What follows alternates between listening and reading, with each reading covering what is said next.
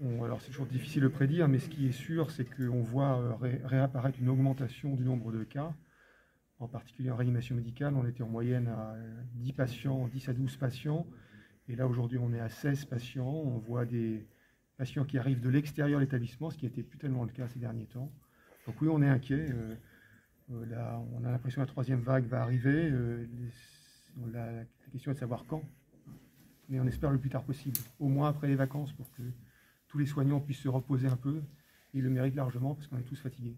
Si on prend l'expérience du déconfinement après la première vague et puis la deuxième vague arrivée derrière, le déconfinement après la deuxième vague et le nombre de personnes qui sont en ville actuellement font craindre qu'effectivement les cas vont réaugmenter.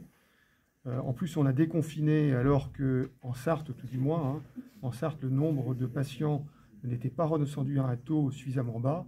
Et on est sur un effet un peu, pas plateau, mais un petit peu, en tout cas, on n'est pas comme à la première vague où on était redescendu jusqu'en bas. Là, on n'est pas redescendu jusqu'en bas. Donc, si se additionne une troisième vague à un effet plateau, on va cumuler les problèmes.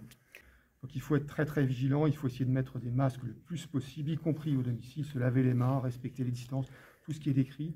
Ce n'est pas une vue de l'esprit, c'est la seule façon de limiter les risques. On n'est surtout pas un père fouettard, nous aussi on aimerait bien passer nos vacances et se reposer.